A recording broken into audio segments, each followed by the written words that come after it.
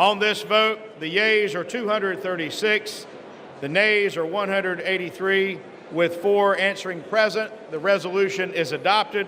Without objection, the motion to reconsider is laid upon the table.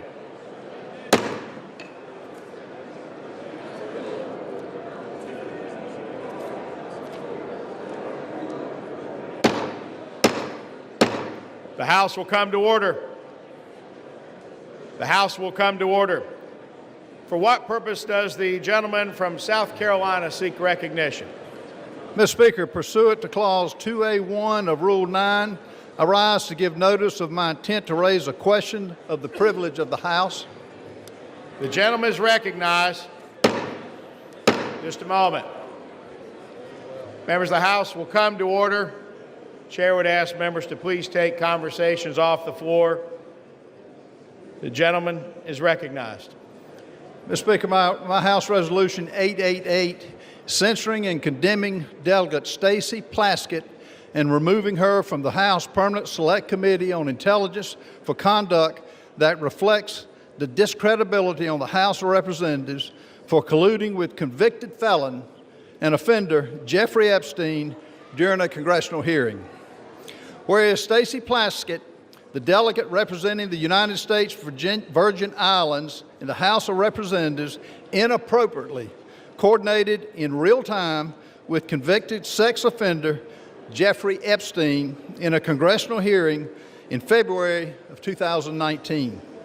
Whereas Delegate Plaskett was actively coached by Epstein during the hearing, receiving instructions on specific lines of questioning, and was congratulated after the message by Mr. Epstein, good work. Whereas Jeffrey Epstein, the Speaker of the House is not in order. The gentleman has the floor. The chair would again ask the body to please observe the quorum and keep conversations to a minimum. The gentleman has the floor. Whereas Jeffrey Epstein was a known convicted felony sex offender, having pled guilty and been convicted for procuring a child for prostitution and solicitation, a proselyte in a plea deal in 2008, and served a 13-month prison sentence. Whereas in the course of that investigation, the FBI compiled reports on dozens of confirmed minors who credibly alleged sexual abuse by Mr. Epstein. Whereas Epstein was under further federal investigation beginning in November of 2018, 2 months before Delegate Plaskett's recently revealed text exchange during a congressional hearing, following investigative reporting by the Miami Herald detailing Epstein's controversial 2008 plea deal and highlighting accounts of his victims. Whereas Epstein was arrested in July of 2019 and charged with 1 count of sex trafficking, 1 count of conspiracy to commit sex trafficking of minors, he was later found dead in the New York Metropolitan Correctional Center. Whereas according to documents released from Epstein's estate during a House Committee on Oversight and Reform hearing featuring testimony from Michael Cohen, the disgraced former attorney for President Donald J. Trump, Delegate Plaskett coordinated her line of questioning with Jeffrey Epstein in real time over text messages while the hearing was underway.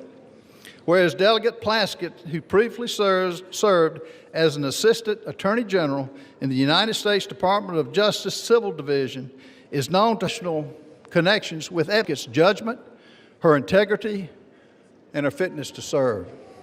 Whereas such associations erode public trust in Congress, particularly when they involve using input from a sex offender to advance partisan attacks during official proceedings. Now, therefore, be it resolved, Section 1, censure of Delegate Stacey Plaskett. Resolved that the House of Representatives censors and condemns Delegate Stacey Plaskett for inappropriate coordination with convicted sex offender Jeffrey Epstein during a congressional hearing which reflects discreditably on the House of Representatives, and directs the Committee on Ethics to conduct a full investigation to the extent of Plaskett's ties to Epstein and any further improprieties. Section 2, removed from House Permanent Select Committee on Intelligence. The following named member be and is hereby removed from the following committee on the House of Representatives. Permanent Select Committee on Intelligence, Ms. Plaskett. Chair will now recognize the gentleman from South Carolina to offer the resolution just noticed. Does the gentleman from South Carolina offer the resolution? I do. The clerk will report the resolution. House Resolution 888.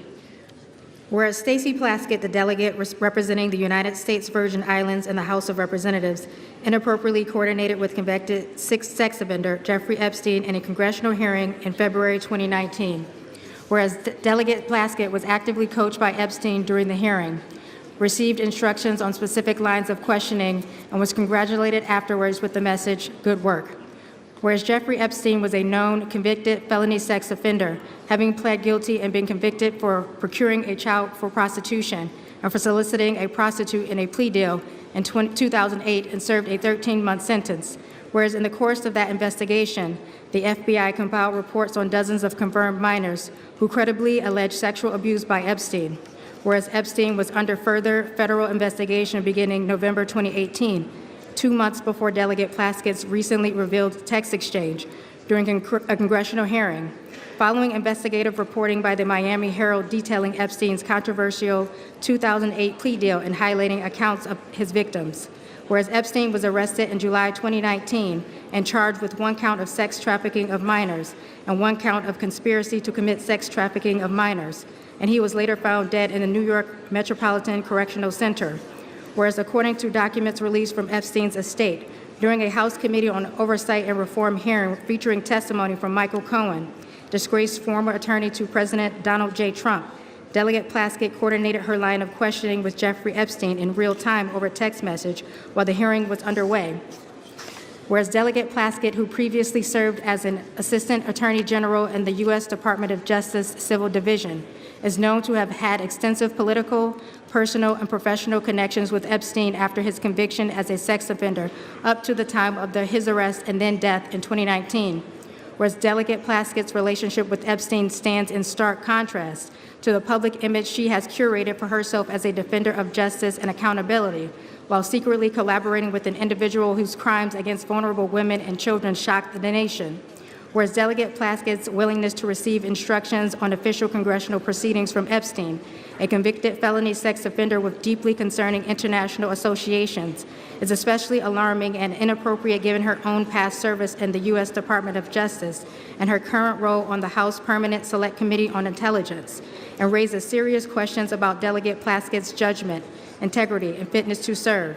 And whereas such associations erode public trust in Congress, particularly when this involves using input from a sex offender to advance partisan attacks during official proceedings, now therefore be it resolved. Section 1, censure of Delegate Stacey Plaskett. The House of Representatives, 1, censures and condemns Delegate Stacey Plaskett for inappropriate coordination with convicted sex offender Jeffrey Epstein during a congressional hearing, which reflects discreditably on the House of Representatives, and 2, directs the Committee on Ethics to conduct a full investigation into the extent of Plaskett's ties to Epstein and any potential further improprieties. Section 2, removal from House Permanent Select Committee on Intelligence. The following named member be and is hereby removed from the following committee of the House of Representatives. Permanent Select Committee on Intelligence, Ms. Plaskett. The resolution qualifies. For what purpose does the gentlelady from Massachusetts rise? Mr. Speaker, I have a motion at the desk. The clerk will report the motion. Ms. Clark of Massachusetts moves to refer the resolution to the Committee on Ethics. The gentlelady from Massachusetts is recognized for 1 hour. Mr. Speaker, today we have finally taken a vote that recognizes the need for the survivors and victims of Jeffrey Epstein to have justice and transparency. And not minutes later, the gentleman from South Carolina is filing yet another partisan resolution. I ask all of my colleagues to support this motion to refer this to the Ethics Committee, and I yield back my time. Without objection, the previous question is ordered. The question is on the motion to refer. All those in favor say aye. Aye. All those opposed say no. No. In the opinion of the chair, the noes have it. Mr. Speaker. And the motion is not up. What Mr. purpose? Speaker, I request to call the yeas and nays. The yeas and nays are requested. Those favoring a vote by the yeas and nays will rise. A sufficient number having risen, the yeas and nays are ordered. Members will record their votes by electronic device. 5 minutes will be allowed for this vote.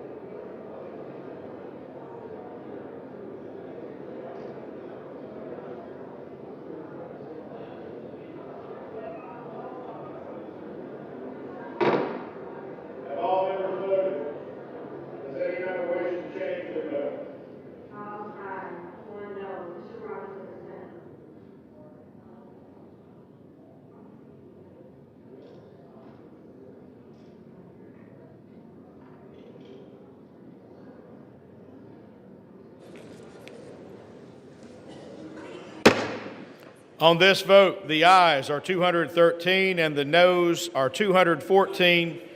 The motion is not adopted. Without objection, the motion to reconsider is laid on the table.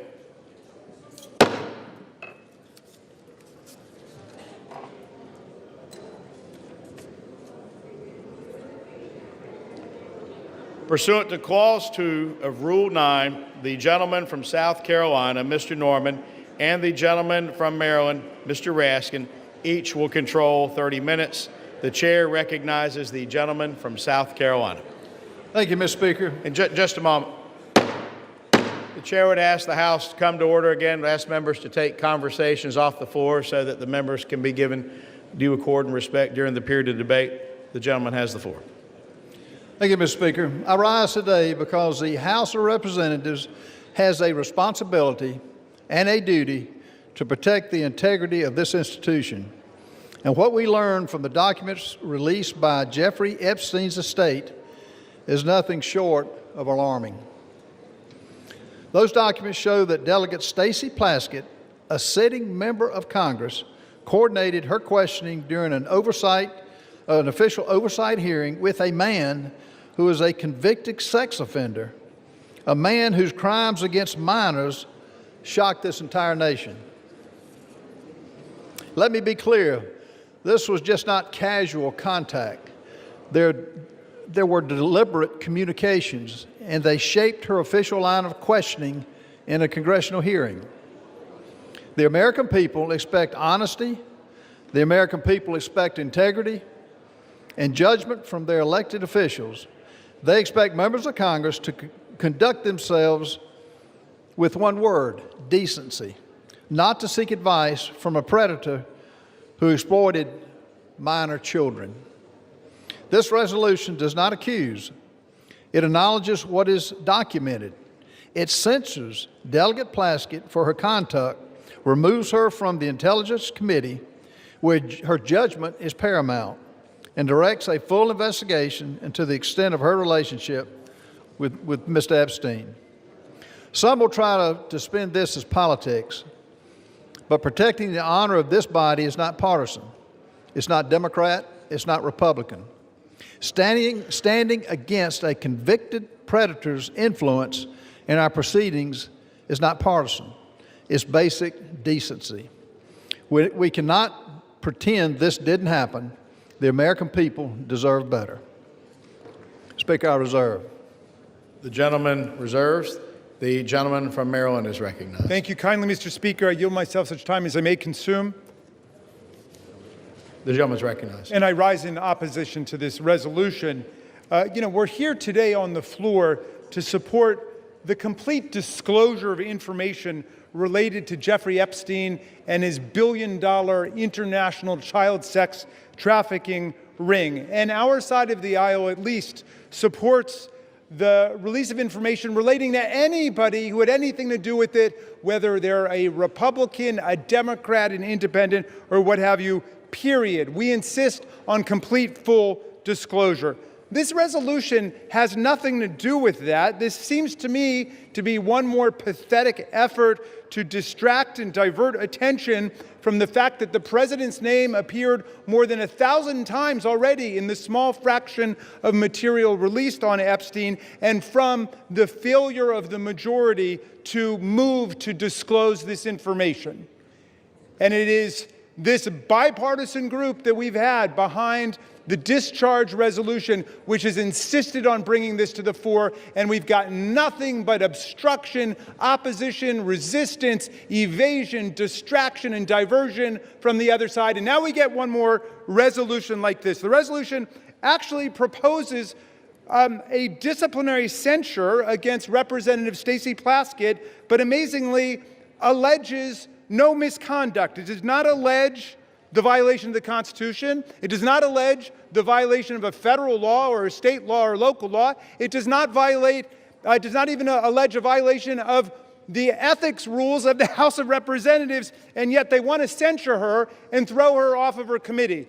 This, a distinguished former federal prosecutor, diligent public servant, representative of the people of the Virgin Islands. Now, Criminal justice has two parts to it. One is insisting upon legal accountability for people who do wrong. The other part of it is due process, which may be the two most beautiful words in the English language, certainly the two most beautiful words in the Constitution of the United States. It's due process that protects all of our freedoms and our rights against the arbitrary power of government and the will just to punish somebody without any process at all. But that's exactly what's going on here. Think about it. Ghislaine Maxwell had due process. She had a right to counsel. She had a right to hearing. She had a right to hear the evidence against her. She had a right to put on her case. She had a right to cross-examine. She had a right to a neutral, impartial tribunal. She had a right to unanimous verdict of a jury. And all of that she had, and she was found guilty.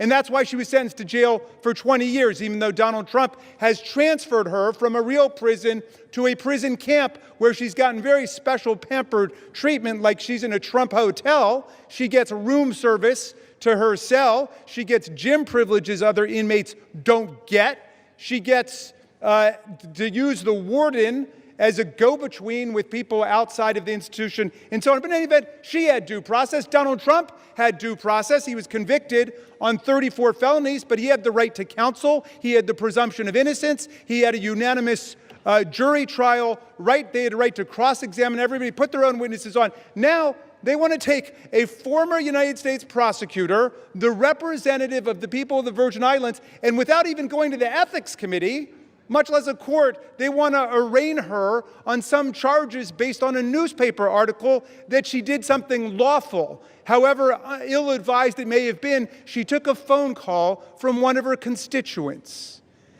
Now, I don't think it is the position of the very distinguished gentleman that if we find Jeffrey Epstein on the phone with Donald Trump, he should be impeached for it, or is that his position? Is his position that any time Jeffrey Epstein got somebody on the phone, and he got a lot of people on the phone, that person is suddenly guilty? That sounds like guilt by association. That sounds like collective guilt.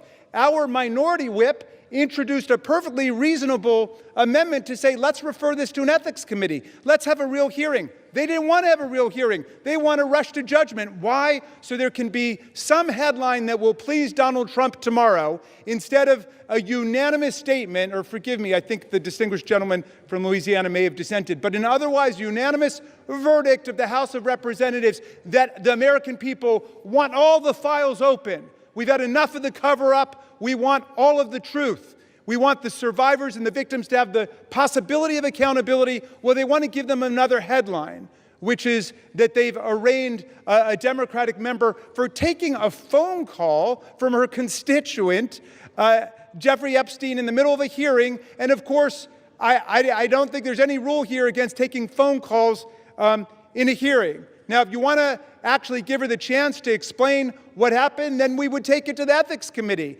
I still don't see what the charge is. Where is the ethical transgression? Where is the legal transgression? Are you saying anybody on your side of the aisle who had a phone call with Jeffrey Epstein should be censured? Be careful your answer there, because there's a lot more that's about to come out, right? So you should think about what is the principle behind this rush to judgment. I want to close just with this thought, because I know there were a lot of people in the chamber who were here when this happened, and a lot who weren't. There was a move to expel George Santos, who was a Republican member of the House from New York. And it was the same kind of rush to judgment, absolute political frenzy. And I looked at it for about 60 seconds. And, I was a professor of constitutional law, so call me a legal nerd. But I said, wait, this guy's not been convicted of anything. Well, he's a Republican. Yeah, I know he's a Republican. He was not convicted in criminal court. To my knowledge, he had not been arraigned yet or convicted of anything in the ethics disciplinary process. They just said, well, there's bad press. We want to get rid of him. Beware of what you wish for. Is that the rule that you want here in the House of Representatives? That you can just draw up a member of Congress in 24 hours or 48 hours because there's a bad newspaper article without asking any questions, without giving that person any due process at all? Is that what it's come to at this point? I mean, all we're asking for in the Epstein files is release the materials so we can check it out. They want to go ahead and censure and remove from a committee a distinguished member of the House of Representatives with no due process at all. I reject this. I hope the whole body will reject this, just like I voted and spoke against removing George Santos, a Republican on the other side of the aisle, because he had gotten no due process. I hope all of our colleagues will reject this absurd rush to judgment and attempt to change the subject here. I reserve the balance of my time. The gentleman reserves. The gentleman from South Carolina is recognized. Mr. Speaker, before I yield time to my good friend from Louisiana, Representative Raskin, I will be careful in my remarks. You need to be careful with your facts. You have an 11-year veteran of this body who should know better. You have an 11-year member of this body who took money. It wasn't a newspaper article. It was a fact. She took money from Jeffrey Epstein. It's ironic that you're taken up by defending Ms. Plaskett, which it's going to the Ethics Committee, but she's lost her willingness or lost her ability to serve because she got irrational judgment by taking money from a convicted pedophile of young children. And it's unfathomable that you're taking the position that you are. These are facts. You mentioned Ghislaine Maxwell. She's not a sitting member of Congress. She, as a sitting member of Congress, she has relinquished any sense of duty to serve on these committees. With that, I want to yield as much time as needed for my good friend in Louisiana, Mr. Clay Higgins. And the chair would remind all members to please avoid engaging in personalities to direct all comments to the chair. The gentleman from Louisiana is recognized. I thank my colleague, Mr. Norman from South Carolina, and I thank my colleague, Mr. Raskin, for the salient points that he has brought to this debate. I also defended George Santos on this floor and opposed the means by which he was expelled. I think it was beyond the pale, and this is a responsibility that we bear in this body, is to determine the means by which our colleagues shall be reprimanded or disciplined. And the Constitution is clear on this.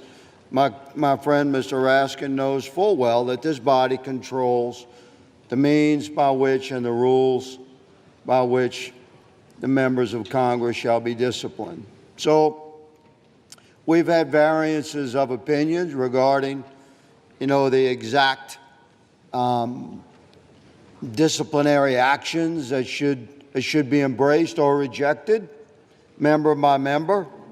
But let me say that in this case, Ms. Plaskett's receiving text messages, this was so alarming to me. When I saw this and read it, I didn't believe it. I say to my friend, I thought perhaps it was media from a satirical site. It couldn't possibly be true, because we all know that a text message, a text exchange is rather intimate in the realm of communications. And to pierce into an actual congressional hearing for a member of Congress to receive and respond to a text message during a hearing, that is quite familiar, is it not?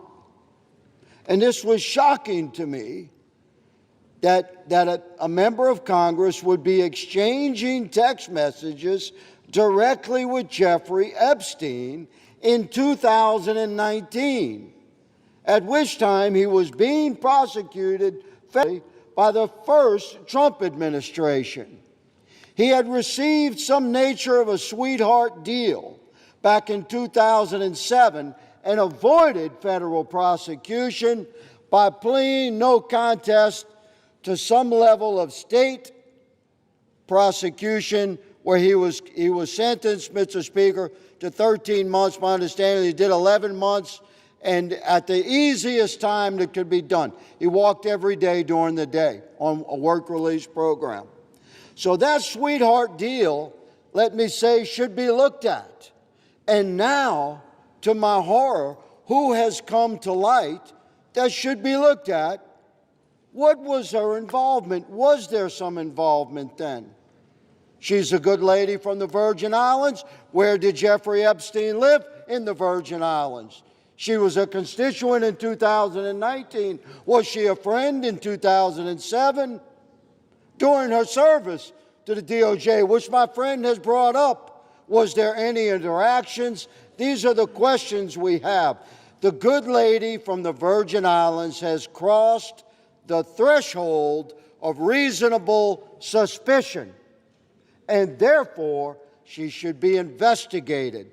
During said investigation by ethics, and I would recommend by DOJ, and I would recommend by oversight and judiciary committees. Meanwhile, she should absolutely be removed from the House Select Committee on Intel. This, Mr. Speaker, is my position. I presented without note for the betterment of the debate of this body, and I yield my time back to the gentleman from South Carolina. Speaker, I reserve.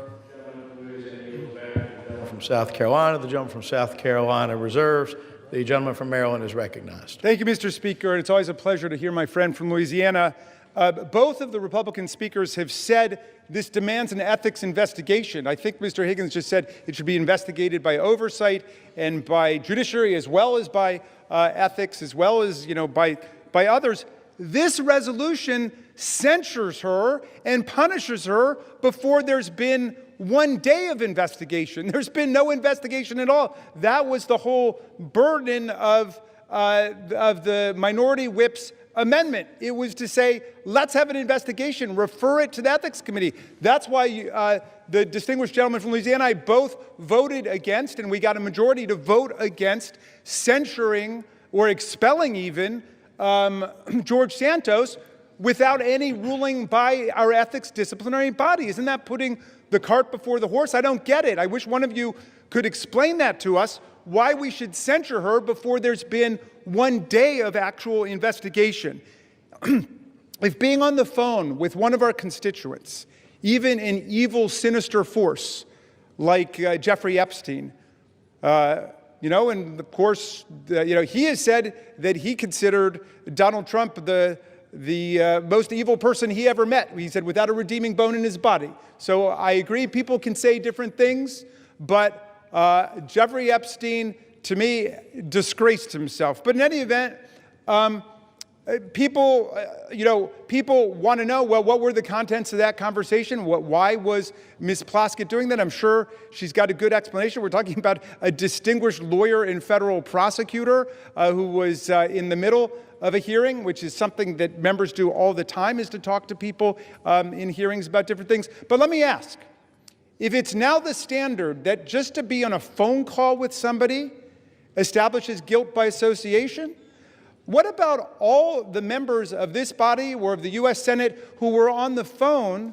with January 6th insurrectionists and President Trump and his associates who were trying to block the certification of the election as people were chanting, "Hang Mike Pence"? A lot of phone calls, a lot of traffic going on. In fact, that's why our Republican colleagues dealt themselves $1 million cash payoff banana provision in the most recent Republican spending bill. They put that in there because their phone records had been subpoenaed lawfully by a grand jury. They were treated like every other American citizen because their names came up as potentially being involved in that conspiracy to somehow shut down proceedings in the House and the Senate. Now, are we saying just because they were on a phone call, they're guilty of something, we should strip them of their committee assignments? We should censure them? Have we gotten to that point? I mean, come on. Look, this is the House of Representatives of the United States of America. Let's stick by the Constitution. Let's stick by due process. Let's go through the rules. I yield 5 minutes to my distinguished colleague from Connecticut, Representative Himes. The gentleman from Connecticut is recognized. Thank you, Mr. Speaker, and I thank the gentleman from Maryland. I'm not going to speak today about Jeffrey Epstein or January 6th. I'm going to confine my remarks to two things that I know about. And I'm going to take a deep breath right now, because to stand here and to have to listen to the gentleman from Louisiana in the guise of just asking questions besmirch one of the finest members I have had the honor of serving with, I would think would offend the sensibility of anybody in this chamber.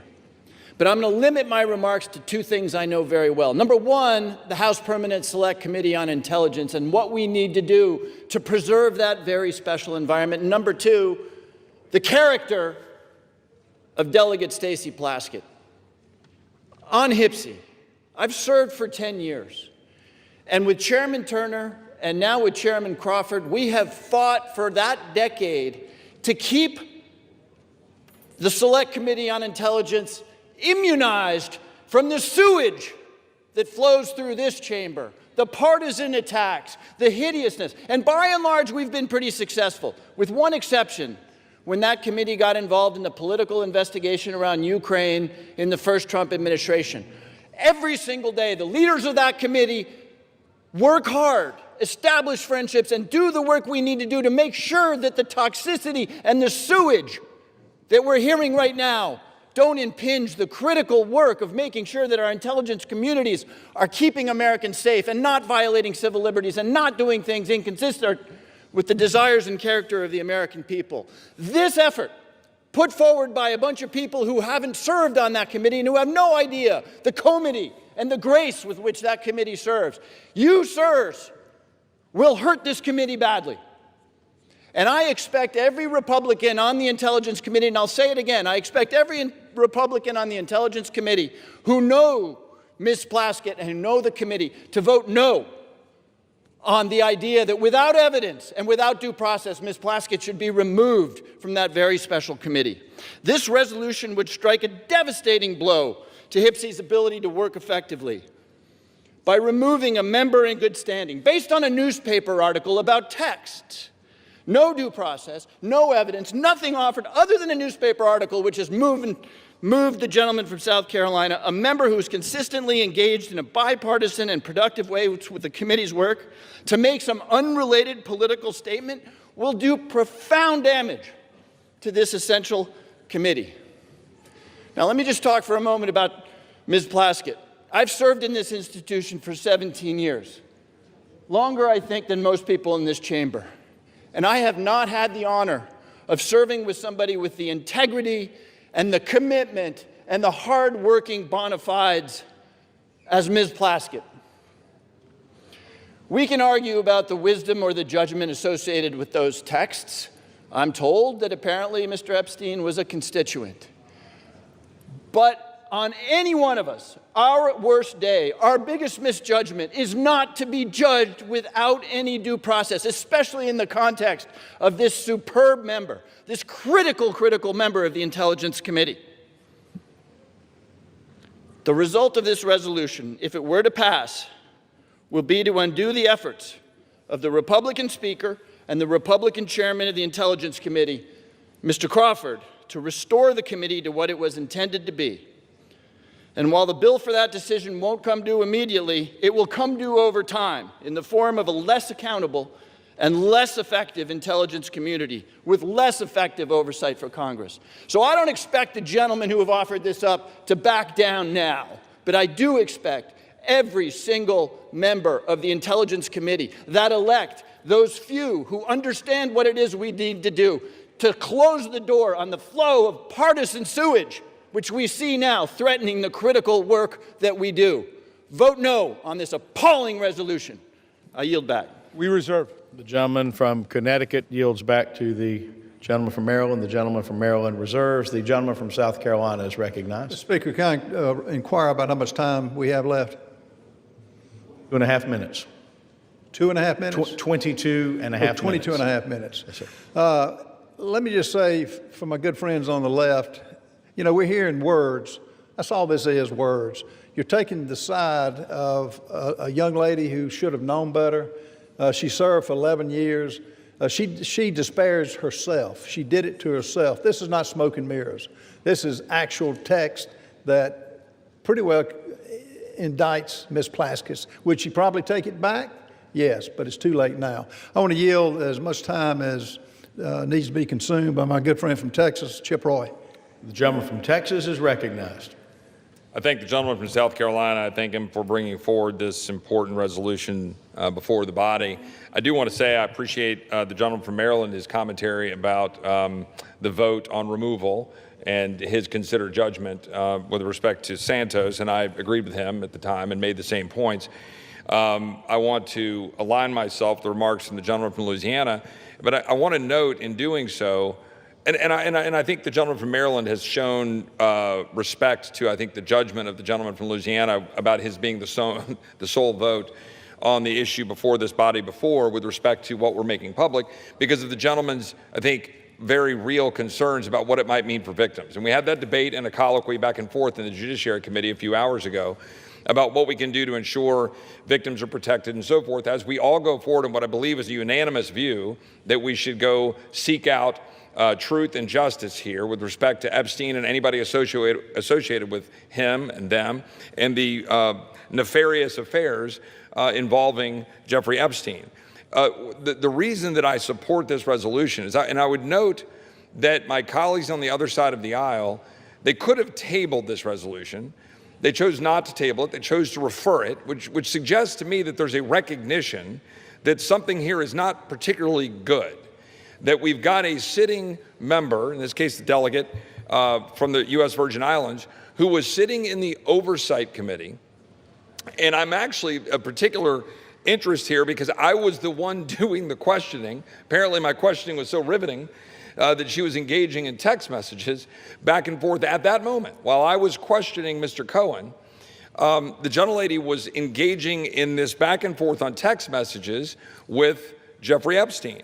Now, again, I've listened now for months. My colleagues on the other side of the aisle disparage and try to impugn the character of the President of the United States and other members of the administration in connection to an investigation of Jeffrey Epstein, which the President, his administration in 2019, they indicted Epstein. They actually moved forward and federally indicted him in 2019. Ghislaine Maxwell was arrested by the Trump administration. And I know the gentleman from Maryland will go on to say that the Biden administration then carry forward that arrest and indictment into prosecution. True.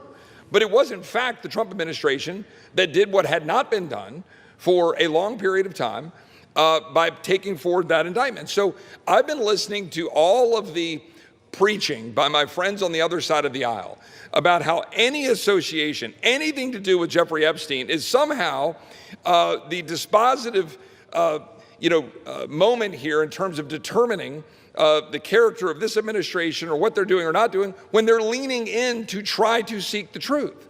Where tens of thousands of pages have been released by Jamie Comer and 13 subpoenas has all been put out. So now the House just voted to have greater transparency. Time will tell what that means in terms of what the court does and how they deal with grand jury secrecy and what they do to continue to redact and protect victims' names under existing laws and how the courts treat that. That's going to be a process, as the gentleman likely knows, right? This is going to be determined as to what gets released and how. But here we have the gentlelady sitting in the Oversight Committee texting with a known convicted felon, a convicted pedophile that was very public and known, had served jail time, and is engaging not just in texts that were trivial, but texts involving advice about her questioning of Michael Cohen, all designed to figure out how to get Michael Cohen to be able to somehow go after Trump or Trump's advisors or people around the president. That, to me, is what we talk about with censure, which is contemplated, of course, in our rules and in the structure. The gentleman talked about the Constitution. We're not removing her. We're simply saying censure. And we're saying that it is a censurable conduct to say that this individual sitting on a committee taking advice from a known convicted pedophile, convicted felon, that is conduct unbecoming of a member of the United States Congress and engaging in real time, taking advice from someone that we've been listening to, being lectured to, is someone deserving of all of the scorn of the entire world, and he is. That's why we're here. If my colleagues didn't think this was a concern, they would have simply made a motion to table. But my colleagues decided to refer it to committee because they know this is a problem. They know this is not the kind of conduct you want in a member of this body. So I think that the gentleman from South Carolina is right to have brought this forward. I think that the body should hear this debate, and tonight that we should vote tonight to censure and refer to the Ethics Committee for further consideration. And with that, I yield back. Gentleman yields. Gentleman from South Carolina. I reserve. Gentleman reserves. Gentleman from Maryland is recognized. Thank you, Mr. Speaker, and thank you to my friend from Texas for those remarks. I'm afraid all of them dance around the central issue, which is the good congressman knows how due process works in America. There are facts that are adduced first. There's an opportunity to be heard on both sides. There's due process, there's consideration, then there's judgment. You've flipped the whole thing on its head. You've said we're going to judge her guilty before anybody has an opportunity even to hear what the charges are, much less answer the charges, much less do any kind of analysis. I'm sorry to hear that the text exchange that it seems to be at the heart of people's consternation here took place during the distinguished gentleman's questioning, but that is not a federal offense, nor is it an ethical violation in the House of Representatives. You don't get to have the undivided attention of all of your colleagues. The gentleman says that he thinks that our position is that any association with Jeffrey Epstein is a dispositive moment of judgment for people. That's not the position we've advanced. We've taken the position with the survivors that we want to end the cover-up of what happened and then let the chips fall where they may. If there are people who were actually engaged in crime, as Ghislaine Maxwell was, as Epstein was, then they should be charged with every element of due process. If they happen to be a waiter or a waitress who works at an event, they're not guilty of anything. That's what due process is. We're able to sift through and figure it out. But your rush to judgment isn't even giving anybody a chance to know what the charges are here. It's the most extraordinary thing I've ever seen. I'm going to yield now to Delegate Plaskett herself, the distinguished representative from... Oh, I'm sorry. First, we've got Representative Crockett from Texas for 2 minutes. Thank you so much. This is a distraction to take away from the fact that the guardians of pedophiles is literally trying to protect pedophiles. The president is a convicted felon and an accused sex offender. Stacey Plaskett hasn't been accused of either. So what are we actually here talking about? Trump and Epstein were besties. We've all seen the pictures of them. We saw the birthday book. So why are y'all more interested in talking about Stacey Plaskett than Trump's relationship with the man? When did y'all become so moral? Because I can remember when y'all wouldn't sign the discharge petition. All of a sudden, everybody wanted to vote for this, but you wouldn't sign the discharge petition. Until we decide that we are going to go after the actual rapists and pedophiles, miss me with your moral high ground. Folks who also took money from somebody named Jeffrey Epstein, as I had my team dig in very quickly. Mitt Romney, the NRCC, Lee Zeldin, George Bush, Win Red, McCain Palin, Rick Lazio. I just want to be clear. If this is the standard that we're going to make, just know we're going to expose it all. And just know that the FEC filings, they are available for everybody to review. This is absolutely ridiculous. You decide that you want to punish a sitting member of Congress because you are concerned about her text messages. Well, maybe you should be more concerned about those sex tapes that we still haven't gotten access to. Maybe you should be more concerned with the fact that the president, his name is mentioned in the files way more than Stacey Plaskett's name. Listen, I'm not saying that anything is right or wrong, but listen, if you're trying to figure out what's going on with somebody that's a criminal, then you maybe need to talk to their associates. That's exactly why maybe she was getting text messages. I'm not saying she was or wasn't. But considering the fact that they were talking to another associate of the president's and maybe she needed intel, you'd have to go talk to somebody that maybe knows what he's up to. Time has expired. We reserve. Gentleman from Maryland reserves. Gentleman from South Carolina is recognized. Speaker, I recognize my good friend from Arizona, Mr. Biggs. How much time is the gentleman recognized? How much time? How much time you've allotted the gentleman from Arizona? How much time do we have left? The gentleman has 17 minutes remaining. As much time as the gentleman may consume. Gentleman is recognized. Thank you, Mr. Speaker. Thank you, Mr. Norman. Thank you for raising this issue. This is, to me, this is an interesting issue because I'm hearing the argument is coming at us and it says, well, you know, there's no due process. Well, debate is a part of due process. That's part of what. That's part of due process, is to have this debate. You get to stand up, get to defend, and get to raise your issues. And you chose to take it back to committee, which, as Mr. Roy said, that kind of indicates that maybe you know that there's something that's not great about this. So I'm looking at this, and here's at least one of the exchanges that seems to have taken place, and maybe we'll hear some comment about it. That'd be good. You can make some comment about it. But in this exchange, Mr. Epstein sent a text message to the gentlelady from the Virgin Islands, and this is the quote. He brings up Rona, keeper of the secrets, and who's he referring to? Rona Graff. That's a Trump assistant. And Plaskett responds, Rona, ? Quick, I'm up next. Is that an acronym? So she wants to know what Mr. Epstein wants her to talk about.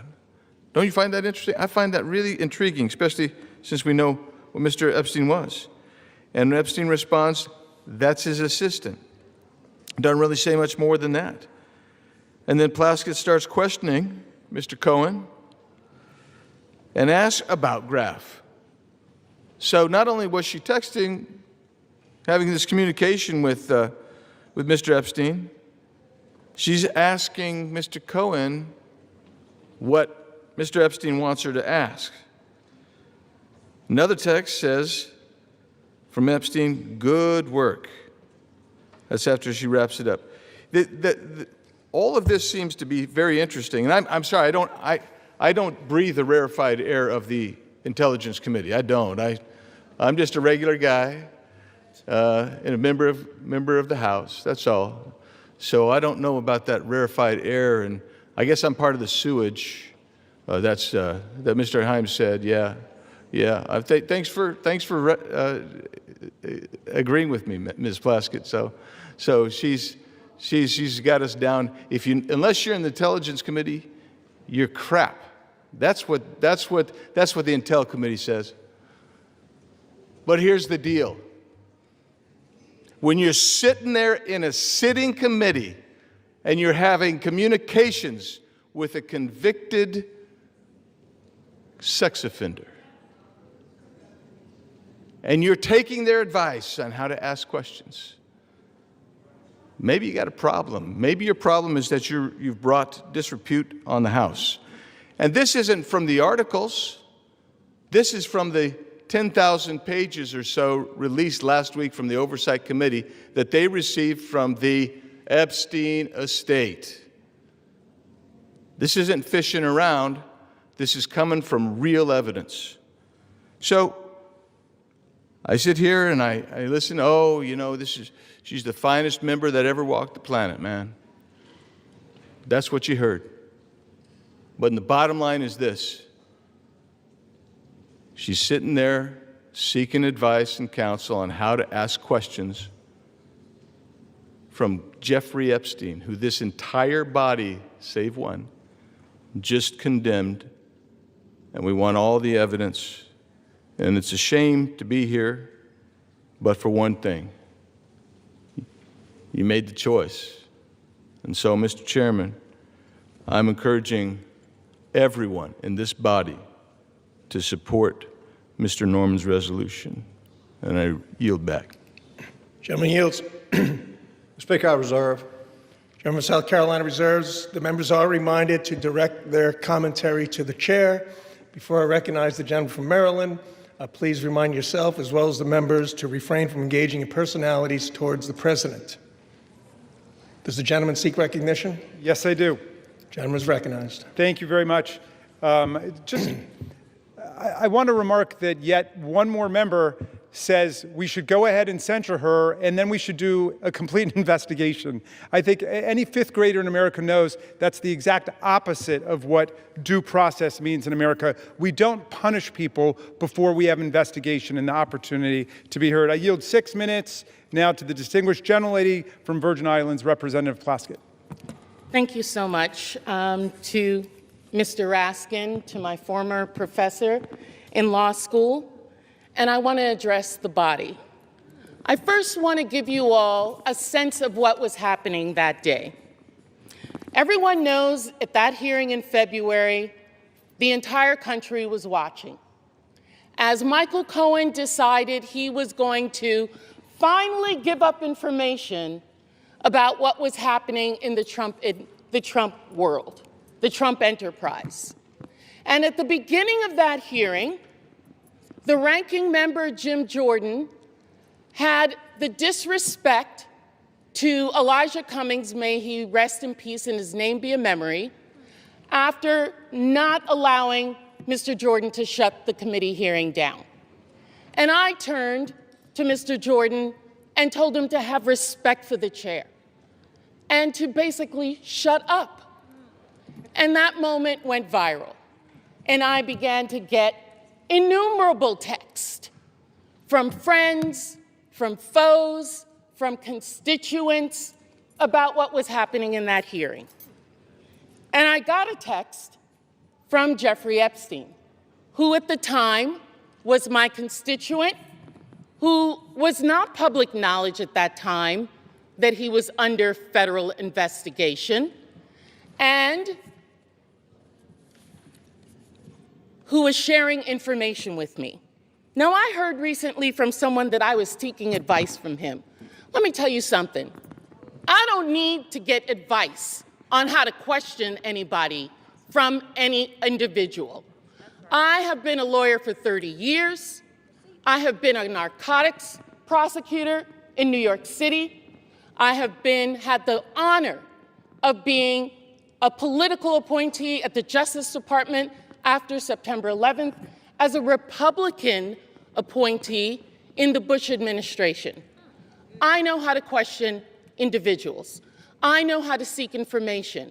I have sought information from confidential informants, from murderers, from other individuals, because I want the truth, not because I need them to tell me what to say. And if you look at the transcript, you will see that I questioned Michael Cohen for 5 minutes.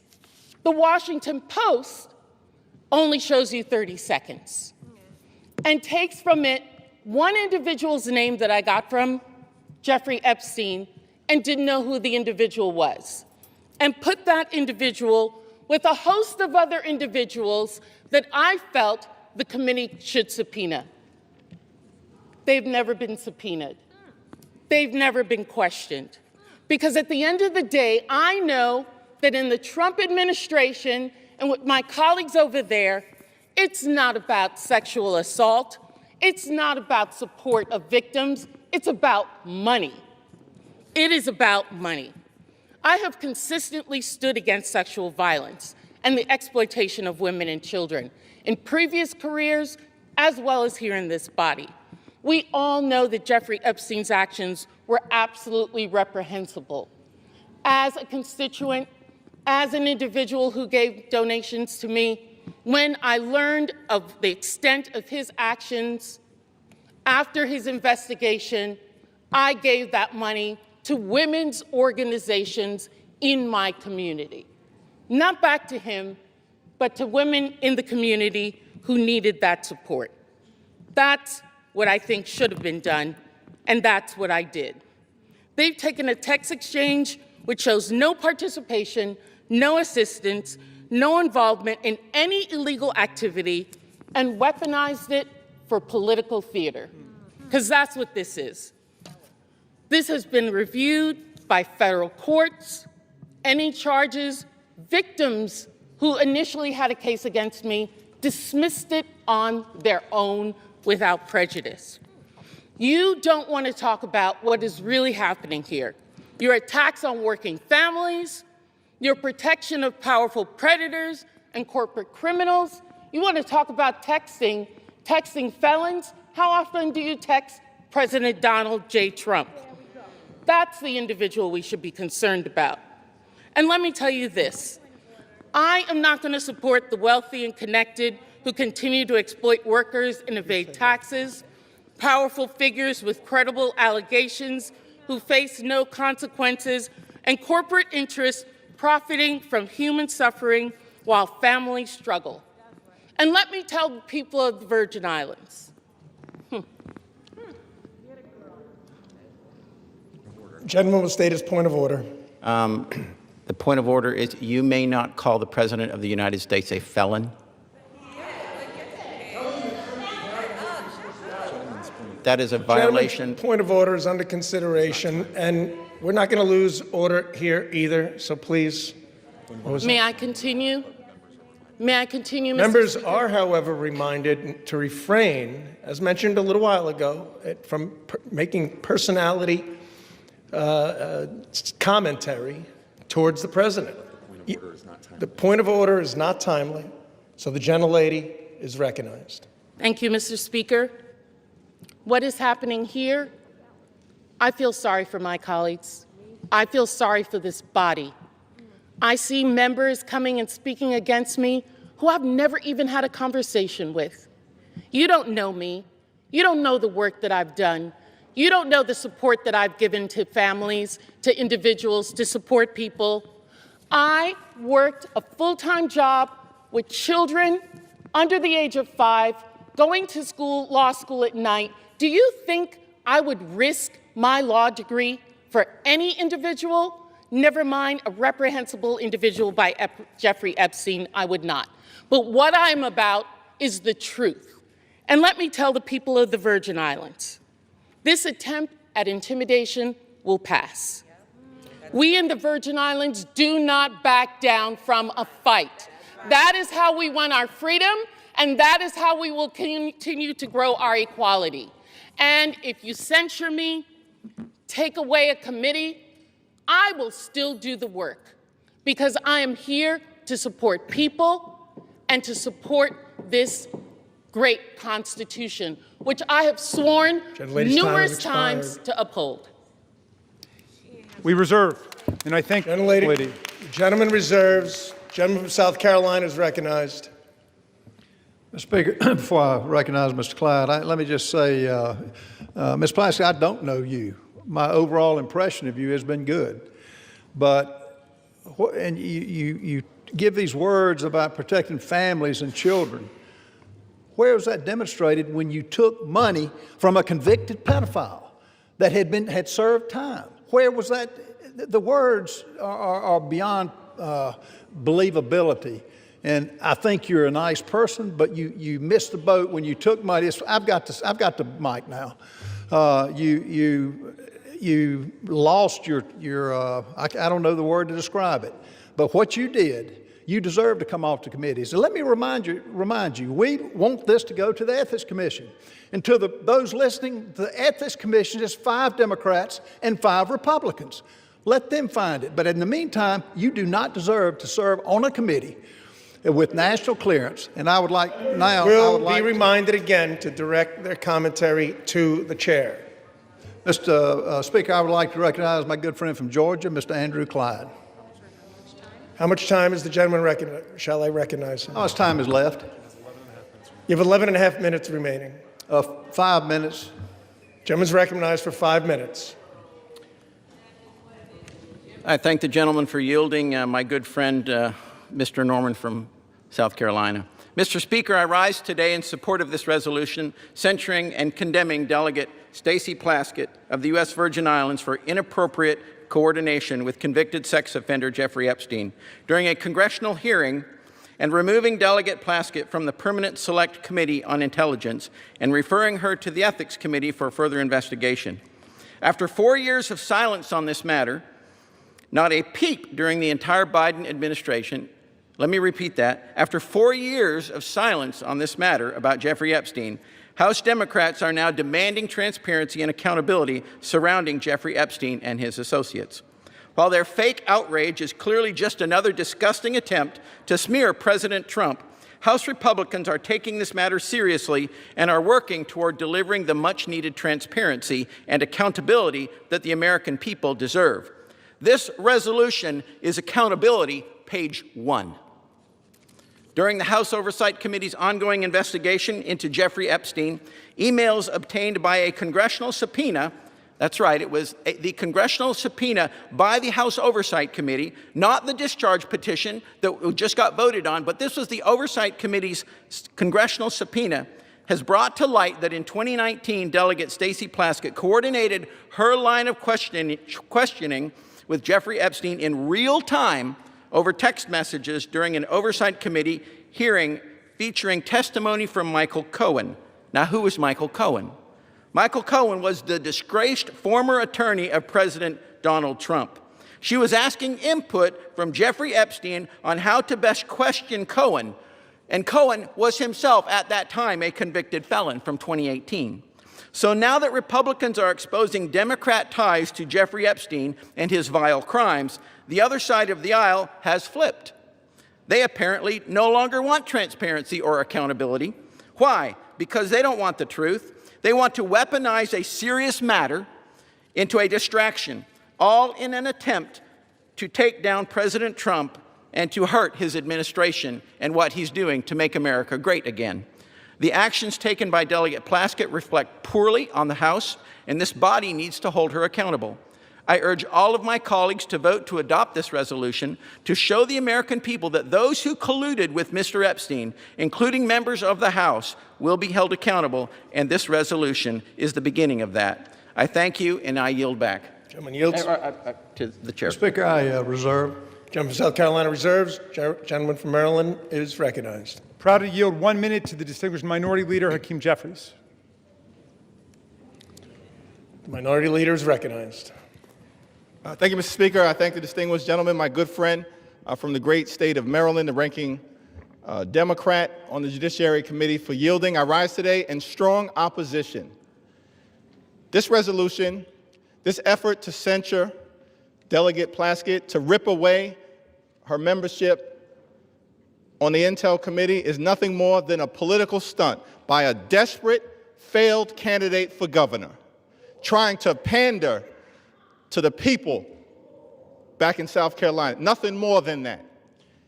You want to make the statement about who's brought disgrace to the House? The actions of this House Republican majority have brought disgrace to the House of Representatives from day one of this presidency.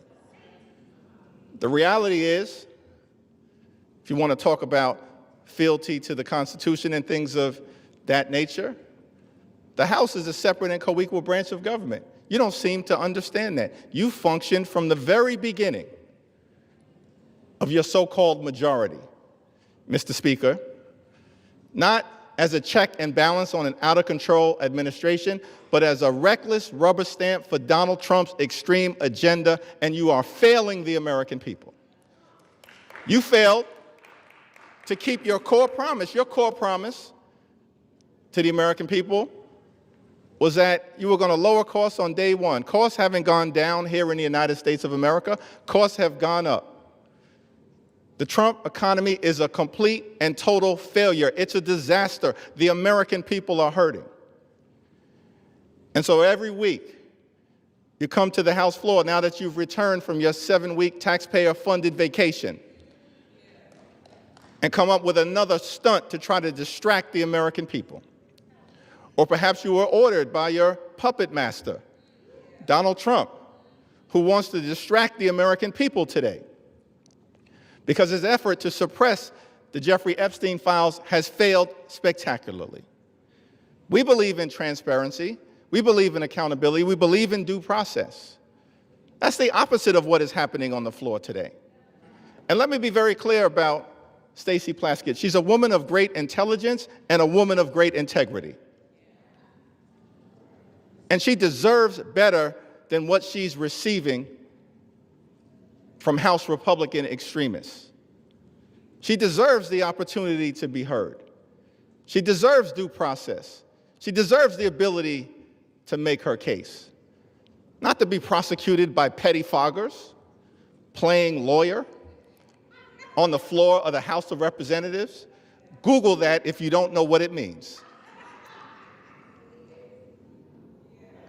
The so-called Freedom Caucus want to lecture us about proceeding at this moment. The actions that you continue to engage in will have consequences. Consequences today, consequences tomorrow, consequences next week, consequences next year, and certainly consequences when the American people throw this House Republican majority out in the aftermath of the election next November. Be very careful about the extreme actions that you continue to engage in. Now, it's extraordinary to me, week after week, censure after censure, and I wonder, is it just coincidence that the last 3 censures we've had on the House floor happen to involve, first, you tried to censure Monica MacGyver. And then, Mr. Speaker, Republicans tried to censure Ilhan Omar. And now we're on the floor and you're trying to censure Stacey Plaskett. What is it exactly that those 3 individuals have in common? House Republicans are going to have to answer for the things, the extreme things that you continue to do. And the American people know this is a phony majority. It's a fake majority. It's not a real majority. Republicans aren't doing anything to make life better for the American people. And that's why we're on the floor right now. There's nothing that House Republicans can do to disgrace Stacey Plaskett because House Republicans continue to disgrace themselves. And so whatever happens later on this evening, the American people will hear from Delegate Plaskett beyond this, making her case. The people of the Virgin Islands, I'm confident, will continue to stand behind her. And we will never be lectured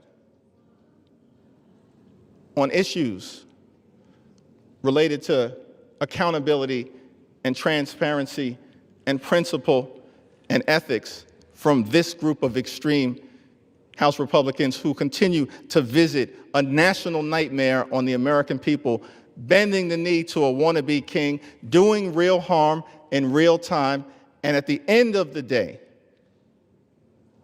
your time is coming as well. I yield back.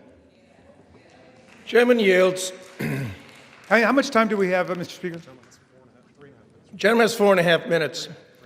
3.5 minutes. All members are again reminded, including Minority Leader, to direct your comments to the chair. All members are again instructed, including Minority Leader, to refrain from engaging in personalities towards the President. The gentleman from Maryland seeks recognition. No, we'll reserve. Gentleman from Maryland reserves. Gentleman from South Carolina. Mr. Speaker, I find it interesting that the Minority Leader mentioned that, got a not really a majority. I will tell you, 77 million people are a majority. They rendered the consequences to elect the president that has revived this country from a disaster 4 years under the Biden administration. Let's go back under a little bit of history here about the hearing.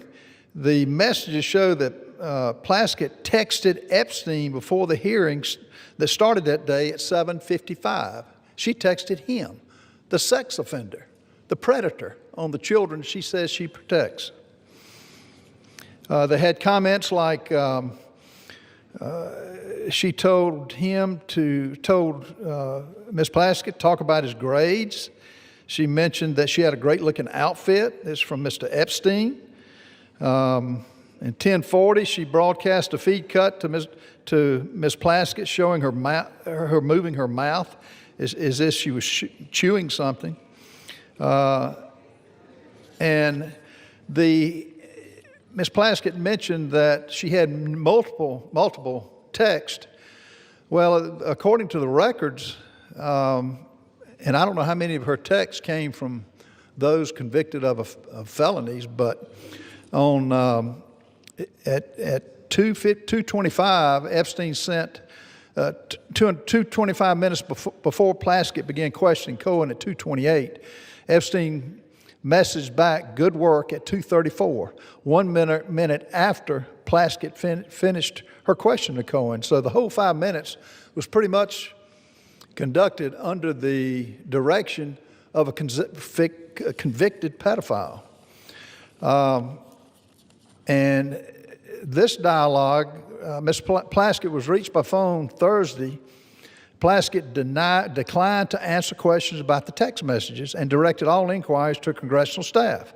Plaskett's chief of staff said Thursday she was not in a position to confirm or not whether the Congresswoman was texting with Mr. Epstein at the hearing. She did not respond to follow-up questions. Bottom line, these are facts. These are text messages. This wasn't smoke and mirrors. So it's interesting that they're taking that tact. But, Ms. Speaker, how much time do I have left? Gentleman has 6.5 minutes remaining. I reserve. Gentleman from South Carolina reserves. Gentleman from Maryland. I'm yielding 1 minute to the representative from New York, Ms. Clark. Gentlelady is recognized. Mr. Speaker, I rise today on behalf of the Congressional Black Caucus, the conscience of the Congress, in strong opposition to this resolution. This resolution is a blatantly partisan, shameless attack.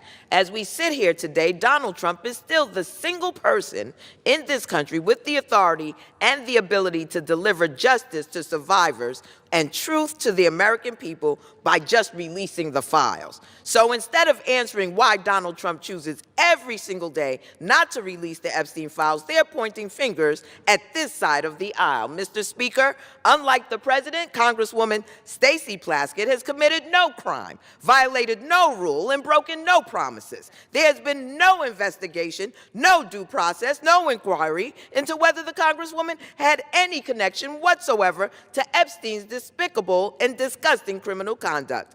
This resolution would have us remove a capable and hardworking member of one of the most serious working committees in this body on the basis of a conversation from more than 6 years ago, which broke no rules, and has no connection to any criminal activity. I urge my colleagues to vote no on this partisan resolution, this sham, and I yield back. Gentlewoman's time has expired. We reserve.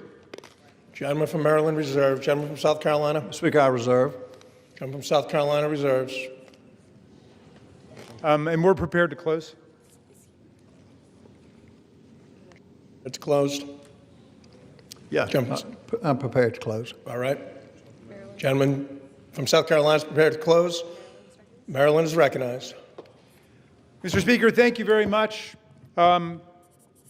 I want to start by addressing the young people who appear to be in the audience this evening, because I'm afraid some of my arguments are lost on some of our colleagues across the aisle suffering from Trump derangement syndrome. It seems to have completely warped their minds today, and they're not thinking clearly about the Constitution or about the rule of law. But the young people here will recognize, if they read this resolution, immediately what's wrong with it, because it's replete with phrases like this, that this one incident that they're referring to raises serious questions about the judgment and the integrity and the fitness to serve. Well, I think that's absurd, but in any event, if you think it raises serious questions, presumably you would want the answers to those questions, but you don't get answers by rushing to judgment and turning the whole process upside down. This resolution starts by saying we censure her, we remove her from committee, and the very next component of it says we direct the Committee on Ethics to conduct an investigation. That is the opposite of due process, and I hope at least future generations will understand that's not how we hold people accountable, whether it's under criminal law, under civil law, or under an ethics process, which they purport to want to be launching here. Again, go back to the George Santos standard. The reason we voted against just hanging him out to dry and censoring him and expelling him is because the process hadn't happened yet. And Democrats and Republicans together did it, but they're thinking in solely partisan terms. Even Matt Gaetz, accused of having sex with a 17-year-old, was never censured by the House of Representatives. Even with Speaker McCarthy and others condemning him for what he did, we did not censure him. Think about what you're doing to the precedents of this body by trying to attack Ms. Plaskett. And let me just close with a personal thought. I wasn't going to bring it up because I didn't want to embarrass her, but she was one of the 3 finest students I ever had in constitutional law. She was a straight A student in the early 1990s. She's a straight A student in the 21st century. I'm proud not only that she was my student, but that she's my friend and that she's my colleague, and you don't disgrace us in any way. You go to work every day for the people of Virgin Islands, and we're proud of you. And with that, I'll yield back. Gentleman yields. Gentleman from South Carolina is recognized. Mr. Speaker, I find it interesting that the president is occupying the minds of my good friend on the left rent-free. And it's interesting they bring him up every time, and keep doing it. Keep doing it. This president's got a record that is second to none. And I hope our listeners in the audience can distinguish between just words and babbling on when they reject the facts of what's been presented. Texts don't lie. And they can offer all the excuses. And I do think Ms. Plaskett is a nice lady. She made a mistake here, a bad mistake. She took advice from a convicted pedophile that is indefensible in this discussion here today. Mr. Speaker, I've listened to my colleagues defend the indefensible. I've heard everything from this is old news to this is just politics. But not a single person has disputed the key fact. Written records and Epstein's own estate documents show Delegate Plaskett sought his input for an official hearing. This is the issue, that alone. Everything else is just noise. This chamber cannot overlook that a sitting member of Congress coordinated with a convicted sex offender to prepare questions for an official proceeding. Imagine telling the American people that that's acceptable. Imagine explaining to parents all across this country that Congress sees no problem with relying on the counsel of a predator of our innocent children. Some of my colleagues want to blur the edges, soften the facts, or bury this under procedural fog, noise as I call it. But sunlight is the best disinfectant, and accountability is not optional. This resolution is not excessive at all. It is appropriate. It is measured. It is necessary at this time. The question before us is very simple. Do we uphold a minimal standard for ethical conduct, or do we just shrug and say, well, maybe next time? Mr. Speaker, the public deserves better. The House deserves better. The American people deserve better. I urge adoption of this resolution, and I yield the balance of my time. Gentleman yields. Without objection, the previous question is ordered on the resolution. The question is on the adoption of the resolution. Those in favor say aye. Those opposed say no. In the opinion of the chair, the ayes have it. Yeah. Welcome to procedural democracy.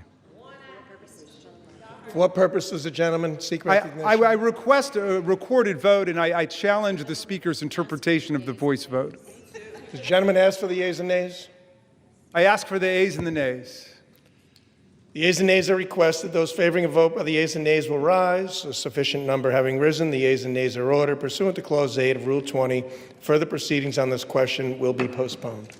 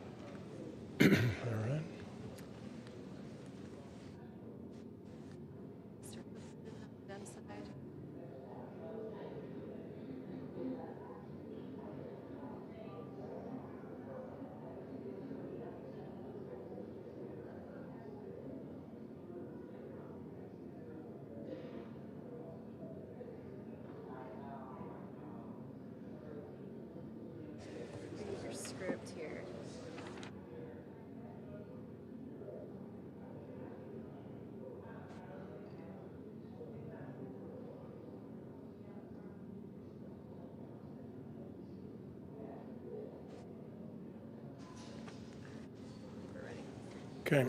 For what purpose does the gentleman from Arkansas, Mr. Westerman, seek recognition? Mr. Speaker, pursuant to House Resolution 879, I call up HJRES 130 and ask for its immediate consideration in the House. The clerk will report the title of the joint resolution. House Joint Resolution 130, Joint Resolution providing for congressional disapproval under Chapter 8 of Title 5 United States Code of the rules submitted by the Bureau of Land Management relating to Buffalo Field Office Record of Decision and Approved Resource Management Plan Amendment.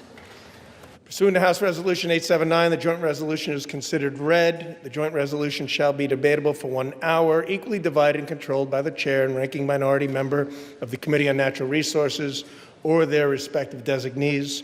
The gentleman from Arkansas, Mr. Westman, and the gentleman from California, Mr. Huffman, each will control 30 minutes. The chair recognizes the gentleman from Arkansas, Mr. Westerman. Mr. Speaker, I ask unanimous consent that all members have 5 legislative days to revise and extend their remarks and to include extraneous material on HJRES 130. Without objection. Mr. Speaker, I yield myself such time as I may consume. The gentleman is recognized.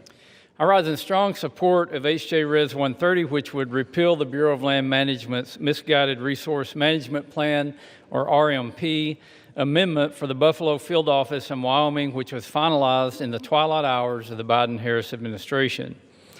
Wyoming's Powder River Basin currently supplies 40% of the nation's coal.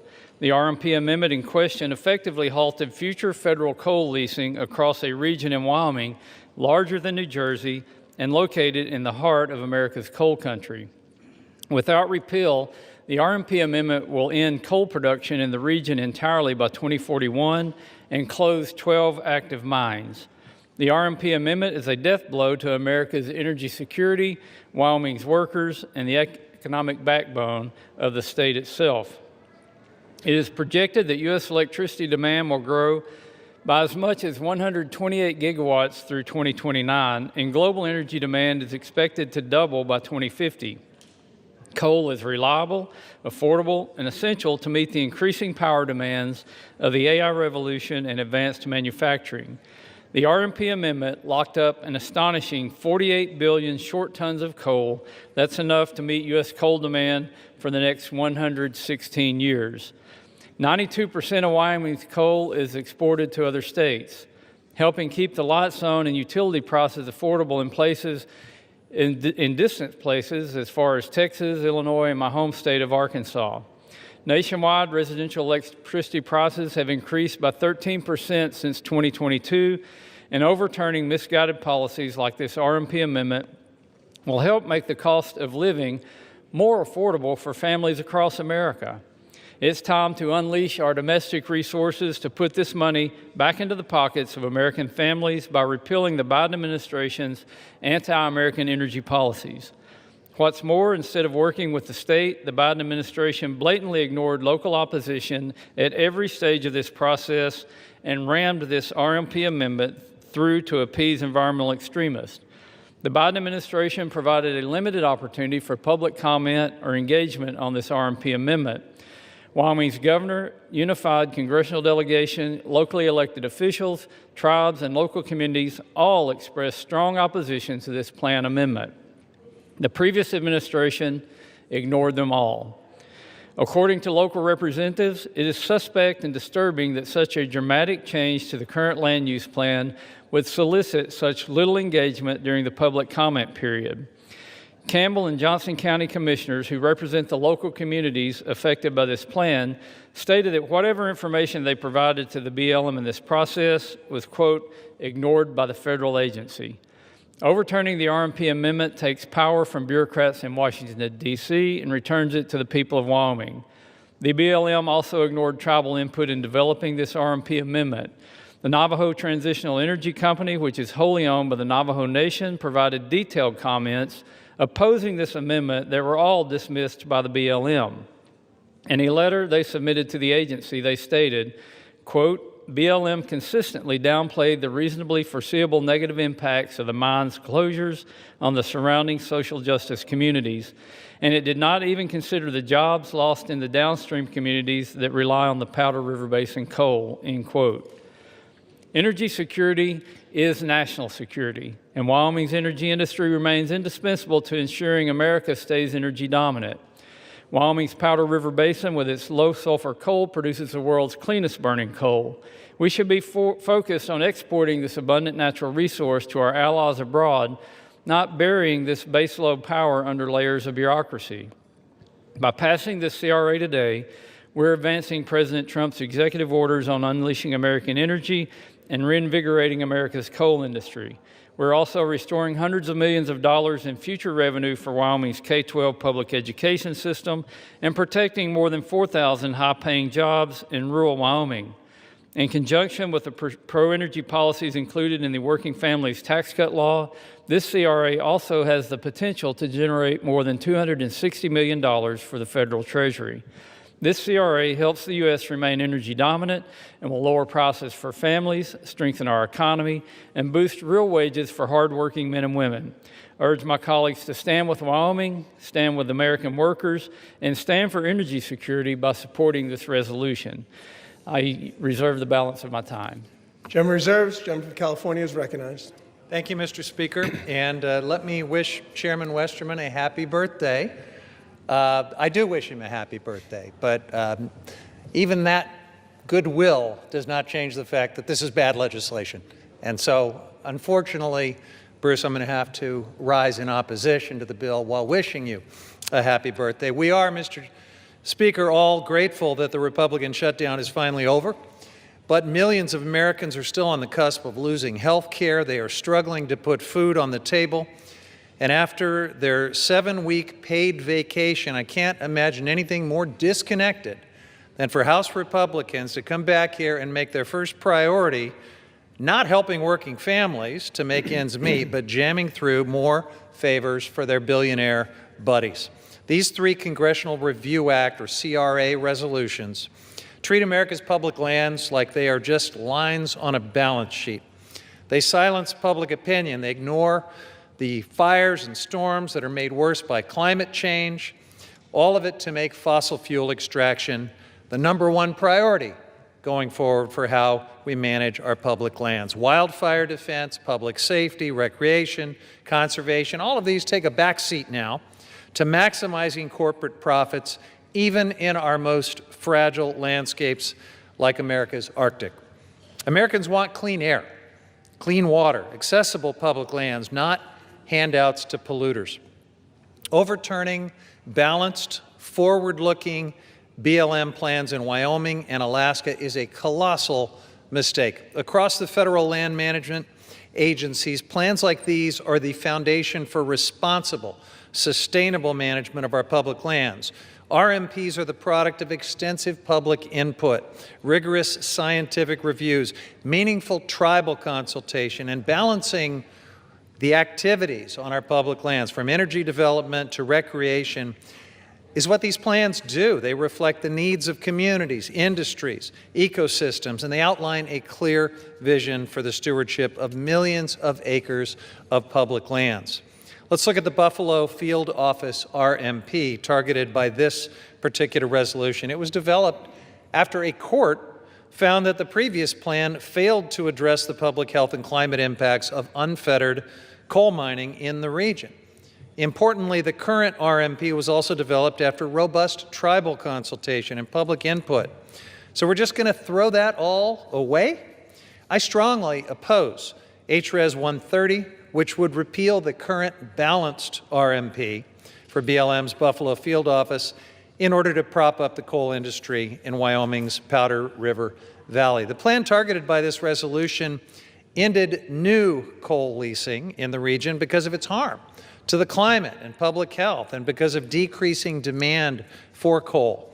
At the same time, the plan allowed existing mines to continue to operate through the end of their current leases. Rescinding this plan means locking us into unnecessary emissions and energy costs at a time when the planet and the American people cannot afford it, and it also puts us on a treadmill of litigation and uncertainty, sending us back, theoretically, to a plan that was already adjudicated to be illegal, or maybe waiting for a new plan to come forward from the Trump administration, and I guess hoping that a future court will decide that it's not substantially similar to the ones that have been thrown out with your CRA. This is something that my friends across the aisle simply haven't thought through. There is so much chaos and uncertainty when the sledgehammer of the CRA is used in this reckless manner. Now, House Republicans already passed and the administration implemented unprecedented giveaways to the coal industry through the One Big Beautiful Bill Act, including slashing the royalty rates for coal from 12% to 7.5%, and opening more than 13 million acres of public lands for coal leasing. But even with these handouts, it's not enough to reverse decades of market contraction in the coal industry. The coal industry is dying. What Republicans don't mention is that BLM's coal lease sales this year have either failed to reach market value, been indefinitely canceled, or received little to no bids. Rather than simply redoing this RMP through the well-established public process, which the Trump administration is already doing, House Republicans want to overturn it using the CRA, again, an extremely blunt instrument that will throw us into great uncertainty and litigation for sure. This choice would lock out the perspectives from previous tribal and public engagement and ban the agency from ever again issuing a substantially similar RMP, leaving land policy frozen in time, really more like frozen in some kind of a limbo. Incredible uncertainty and chaos. House Republicans want to permanently enshrine fossil fuel extraction as the top priority for millions of acres of public land across the country, no matter the cost. And they're picking winners and losers here, blocking affordable renewable energy projects, sacrificing our public lands in the process. I urge my colleagues to reject these reckless resolutions that would upend millions of acres of public land management and reject this entire familiar playbook from congressional Republicans, trying to deepen our dependence on dirty fossil fuels that pollute our air, contaminate our water, and harm the public health, while doing everything possible to slow, stop, or sabotage the development of affordable, renewable energy. Our constituents deserve a lot better than this. We deserve clean, affordable, and reliable energy. We deserve good-paying jobs and affordable health care. And we shouldn't sacrifice America's health, environment, and livelihoods in order to do it. This legislation and my friends across the aisle are on the wrong side of history, trying to prop up the dying coal industry. They're on the wrong side of public land management, and they're on the wrong side of the American people's pocketbooks as they face rising electricity costs. That's why I oppose this resolution and reserve the balance of my time. Gentleman reserves. Gentleman for Arkansas is recognized. Thank you, Mr. Speaker. And Mr. Speaker, I sincerely appreciate the birthday wishes from my friend across the aisle. That means a lot to me. If I had a birthday wish of my own, it would be to make energy more affordable for the American people, to help the good folks of Wyoming to have a livelihood, and to not only keep prices down, but keep good-paying jobs across this country that are in the energy industry. We know that we need more energy going forward. We need more electrons on the grid. We need a larger grid, and we need to all work together to do those things. But if this resource management plan amendment by the previous administration was balanced, I would hate to see a heavy-handed resource management plan amendment by the previous administration, because this took a sledgehammer to an established industry in the state of Wyoming. And I'm sure my distinguished colleague from the great state of Wyoming, Representative Hageman, who is the lead sponsor of this legislation, will go into detail what this would mean to Wyoming if this plan amendment stays in place. And I yield her 6 minutes. Thank you, Mr. Chairman. Mr. Speaker, I rise today in support of my legislation, House Joint Resolution 130, which utilizes the Congressional Disapproval Procedure under the Congressional Review Act, or CRA, to restore coal leasing in Wyoming's Powder River Basin. Many on the East Coast of America might be surprised to learn that the federal government owns massive amounts of the western states. In Wyoming, the federal government owns about half of our surface estate and 60% of the subsurface estate, or our minerals. In Northeast Wyoming, the Bureau of Land Management's Buffalo Field Office owns and manages over 788,000 acres of land and 4.7 million acres of our mineral estate. Notably, this land encompasses Wyoming's share of the Powder River Basin, North America's largest coal deposit, responsible for the production of 40% of our nation's coal. Wyoming is the largest coal producer in the nation. We, in other words, are responsible for ensuring that you can turn on your lights and heat your home. The BLM manages its public lands pursuant to the Federal Land Policy Management Act, which is implemented pursuant to what we refer to as Resource Management Plans, or RMPs. These RMPs are designed to maximize resource values for the public. The BLM is required to comply with a multiple-use mandate, ensuring that these combination of uses meet current RMP amendment for the Buffalo Field Office, which pursued the no new leasing alternative, pulling 481,000 acres of America's largest coal reserves and resources offline, making 48 billion short tons of coal unavailable and ending leasing in the Powder River Basin. Such a decision cannot be considered a legitimate or legal RMP pursuant to FLIP. The Biden RMP is instead very clearly a mineral withdrawal enacted by climate activists in direct violation of the law. PRB is not only irresponsible and harmful, but downright illegal, a mechanism used by the governing elite to inflict harm on every single citizen of this great country. RMPA is allowed to continue. It would risk $4,112 in labor output through 2048 and millions of dollars in state revenue used to fund public K-12 education. This seemingly localized decision has national repercussions as well. In 2024, Wyoming produced 191 million tons of coal, 171 million tons of which was shipped to 26 different states for producing electricity. At these rates, Wyoming produces about 40% of the nation's coal and about 80% of all federal coal production. With coal generating as much as 23% of America's electricity at any given time, Wyoming coal supplies as much as 9.2% of the electricity produced in this country. Watching the arguments in the Rules Committee last night and on the floor today, it is clear that affordability is the word of the day for my colleagues across the aisle. If utility bills for Americans is something they genuinely care about, then I encourage them to vote for HJRES 130 and to not turn off the Powder River Basin coal, which accounts for so much of American energy and could generate even more if Washington, D.C. had not waged a war on coal for the last 3 decades.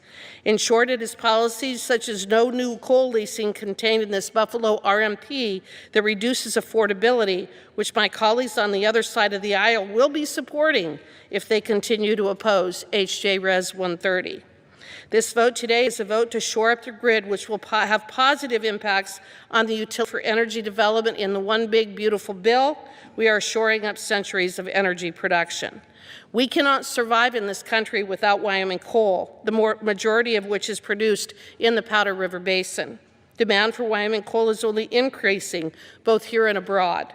If you turn out the lights on one of Wyoming's most important industries, you will also be turning out the lights on America. The Biden administration knew this and pursued this harmful policy anyway, and they did so in violation of the law. On September 18, 2025, the Government Accountability Office determined on the grounds that it is an agency statement, is a future effect, and it implements, interprets, or prescribes law and policy. This decision is in line with previous GAO decisions on similar land management plans and RMPs, several of which this body has passed in the 119th Congress. A vote today for HJRES 130 has many positive implications. First, it would overturn this harmful plan and revert to the 2015 RMP, thereby protecting access to 481,000 acres for coal leasing. Second, it would provide certainty to countless Wyomingites who rely on our good, clean coal for jobs and for revenue that funds the schools that our children attend. Third, it is a vote for the millions of Americans who continue to rely on Wyoming coal and who always will.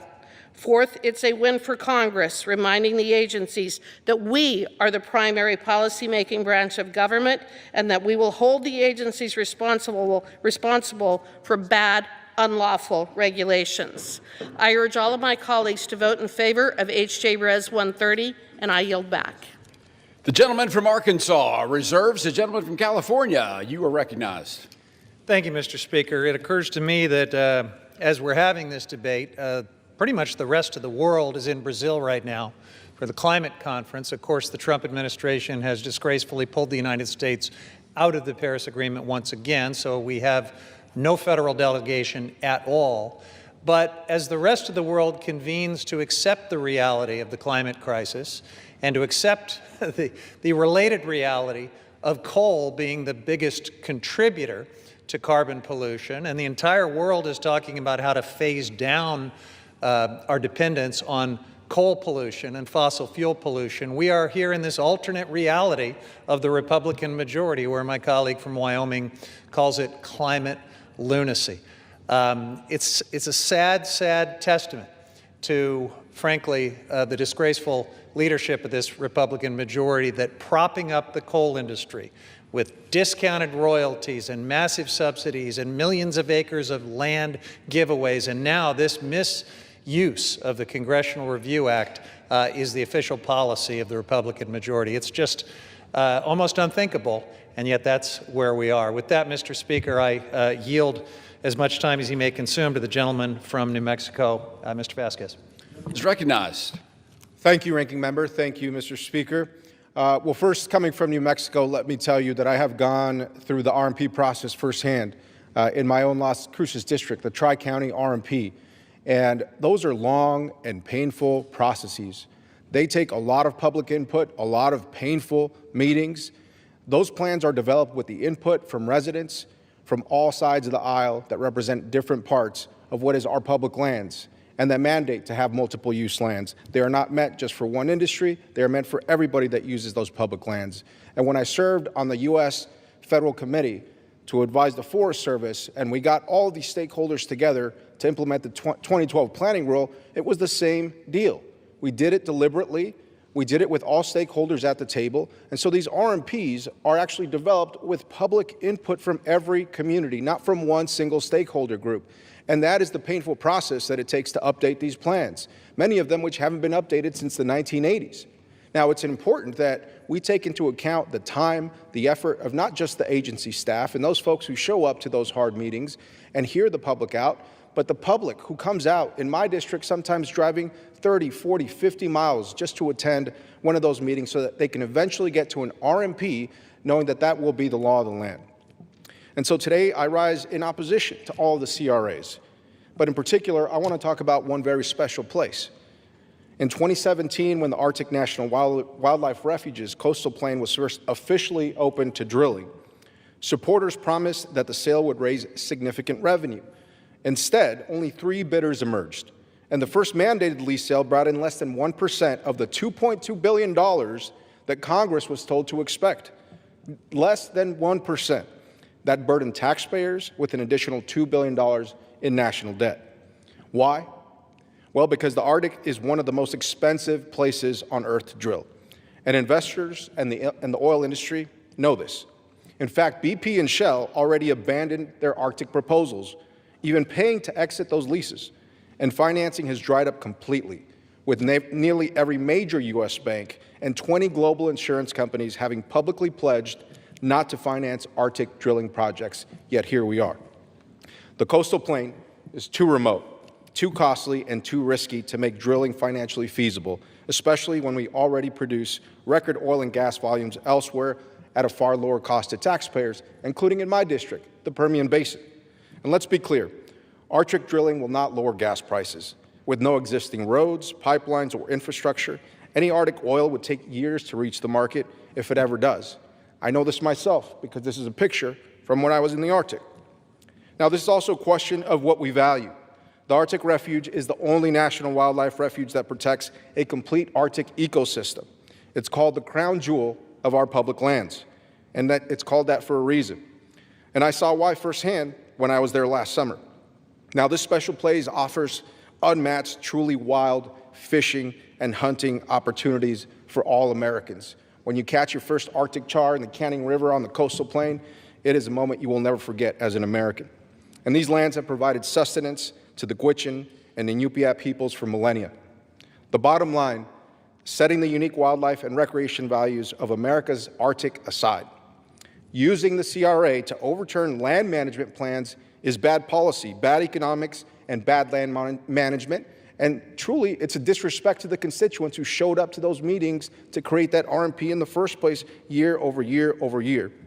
So by treating every resource management plan as a rule that is subject to the CRA, Congress is throwing the legal status of every oil and gas lease, every grazing permit, and recreational activity across the West into question. And I ask my Republican colleagues, why pursue the CRA process when this administration has already revised the plan in question? They've already opened up the coastal plain, so why do this? We should vote no, not to score a political point, but because this proposal simply doesn't make sense and won't work. Thank you. I yield back my time. Gentleman from California reserves the gentleman from Arkansas. Thank you, Mr. Speaker. You know, it's been mentioned that U.S. coal is dying. U.S. coal is being murdered. There's been an attack on it for many years, and some people will not stop until they see it gone, but it's to our own demise because we depend so much on the energy, not only from coal, but from natural gas. We need more nuclear power. We need more hydropower. We need all kinds of new power. And this isn't the time to be attacking our fuel sources. And you know, we'll have a debate on the Arctic slope and the coastal plain, but when we're talking about Wyoming, we're talking about coal, and we're talking about really the backbone of our electrical generating and distribution system. I yield 3 minutes to the gentleman from Minnesota, who's the chairman